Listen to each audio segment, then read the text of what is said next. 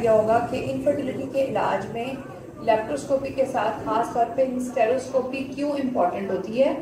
और हिस्टेरोस्कोपी का कंपोनेंट हमारी आईवीएफ ट्रेनिंग वर्कशॉप का एक बड़ा अहम हिस्सा भी था। इससे इन केस और आप लोग हिस्टेरोस्कोपी देख भी चुके हैं पिछले 2 दिनों में, तो आज आपको ऑपरेटिव हिस्टेरोस्कोपी के कुछ केसेस मैं आपको दिखाऊंगी और उन्होंने किस तरह हमारी पेशेंट की इनफर्टिलिटी की डायग्नोसिस और मैनेजमेंट में हेल्प की, आपको पता चलेगा। आज की हमारी पहली पेशेंट है Bano Khan. Bano Khan was married for 5 years, only 25 years of age. She had a history of a first trimester miscarriage and a preterm expulsion at 5 months after she came to me, before she came to me in the clinic. जब मैंने clinic में patient को check किया, देखिए clinic में आपके पास ultrasound होता है, आपके हाथ में एमआरआई तो हो नहीं सकता, तो टीवीएस अगर आप लोग रेगुलरली करेंगे तो उसमें आप लोग यूट्राइन एनोमलीज खुद ही पिक करना शुरू कर देंगे। इसमें पेशेंट के टीवीएस में मुझे सेप्टेड यूट्रस का शक हुआ and then we got an MRI done which confirmed that she had a uterine septum. We did a diagnostic laparoscopy and hysteroscopy and we resected the uterine septum partially with resectoscope and partially with hysteroscopic scissors. Uterine septum resection का principle ये होता है that you keep resection, you keep going on with the resection until both ostia are at the same level. वहां तक आपको है कि हमारी ये सेप्टम रिजेक्शन कंप्लीट हो गई है. Ideally if you have a simultaneous laparoscopic vision also then you can check कि मैं इतना कटिंग ना कर दूं कि यूट्रस परफोरेट हो जाए, और ये मैं अभी आपको वीडियो में दिखाने भी लगी हूँ. इस पेशेंट की हमने सेप्टम रिजेक्शन की और 3 मंथ्स के बाद पेशेंट ने कंसीव कर लिया और आजकल ये मेरी पेशेंट इसकी सेकेंड ट्राइमेस्टर की प्रेगनेंसी चल रही है. ये उस पेशेंट की वीडियो है, ये देखें, ये इस पेशेंट की राइट हॉर्न है हिस्टेरोस्कोपिकली जिसमें राइट ऑस्टियम आपको नजर आ रहा है. तो देखिए ये दोबारा फॉलो कीजिएगा, ये राइट हॉर्न है यूट्रस का जिसमें राइट ऑस्टियम अभी आपने देखा, और ये देखें यूट्राइन सेप्टम. 2 हॉर्न्स हैं और दरमियान में यूट्राइन सेप्टम है. ठीक है, right horn right side, left horn left side. अब मैं लेफ्ट हॉर्न में जा रही हूँ. राइट हॉर्न बड़ा है और अगर आप नोट करें लेफ्ट हॉर्न थोड़ा छोटा है और ये left ostium. Then coming back,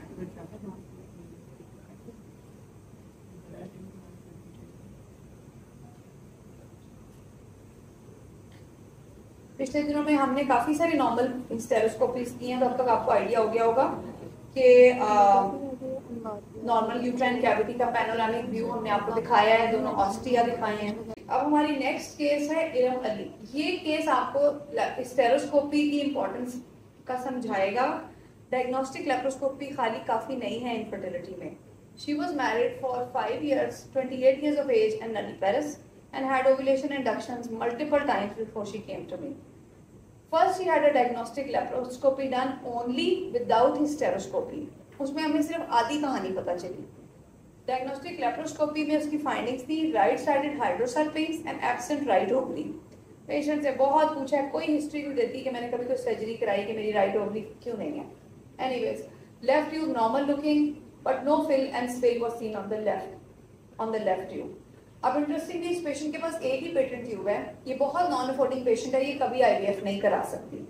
right tube हाइड्रोसल्फेट्स है और राइट ओवरी वैसे भी एब्सेंट है. उसके बाद सिर्फ लेफ्ट एडिनेक्स आया कंसीव करने के लिए.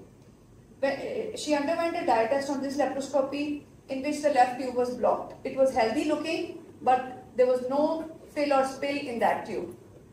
After that, on TVS, we suspected a biconvoid uterus. An MRI was done, which revealed a full-length uterine septum. अब नीचे से दोस्तों किसी ने देखा नहीं पहली दफा.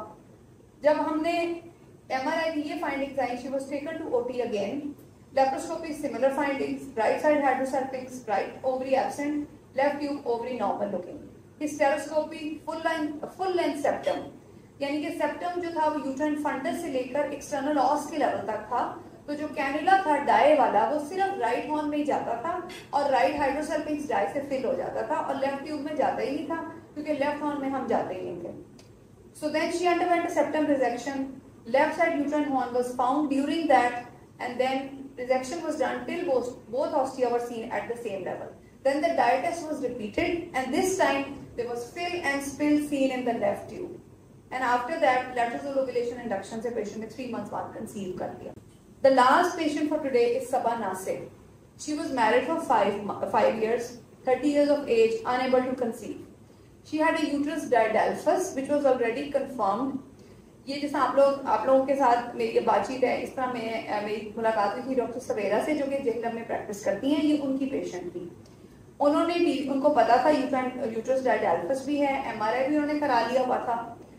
हस्बैंड ओवरसीज रहता था. The patient was very keen to go through IVF. कहती है मैंने IVF कराना है, पेशेंट कीन है, पेशेंट ने कराना है. यूट्रस डायडेल्फस पे क्या होगा?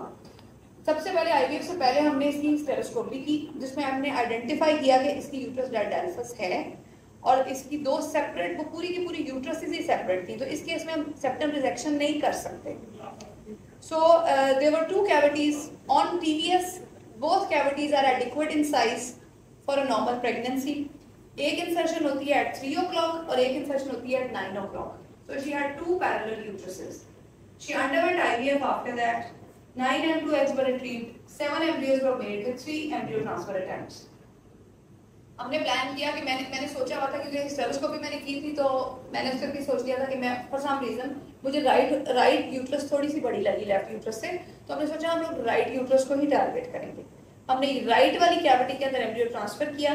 पेशेंट ने फर्स्ट अटेम्प्ट में कंसीव कर लिया है. आजकल की पेशेंट प्रेगनेंसी के, जब मैंने प्रेजेंटेशन बनाई थी 32 वीक्स, अब 33-34 वीक्स तक हो गई हो. तो ये केस रिपोर्ट है जो कि हम इसकी बनाएंगे, और आज के लिए पेशेंट प्रेग्नेंट है. ये इसकी स्टेरोस्कोपी की वीडियो है जो मैं आप लोगों को दिखाती हूँ. So this is the left horn. इस केस में तो ये लेफ्ट यूट्रस है, लेफ्ट हॉर्न नहीं है. Left ostium.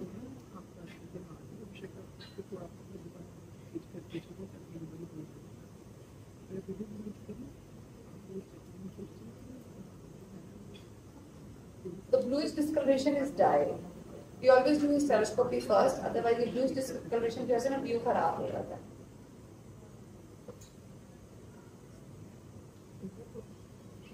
इस वीडियो में again this is the left arm. It will come back and it will go into the right arm. Now let's play the video again. Let me just check. I think कोई बारी video दोबारा check किया.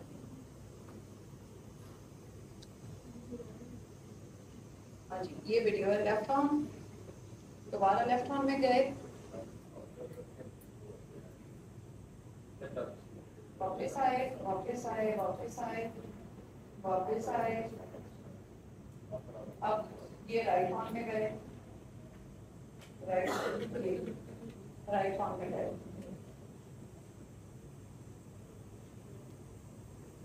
ये right arm.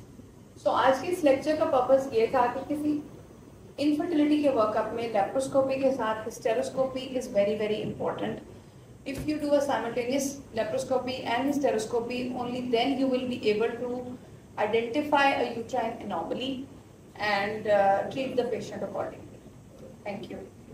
अच्छा, आज का चूंकि हमारा लास्ट सेशन है, इसमें मैं चाहूँगी कि अगर आप लोगों के मेरे से कुछ क्वेश्चंस हैं, क्योंकि कुछ लोगों ने मेरे से प्रोटोकॉल्स पूछे थे, मैंने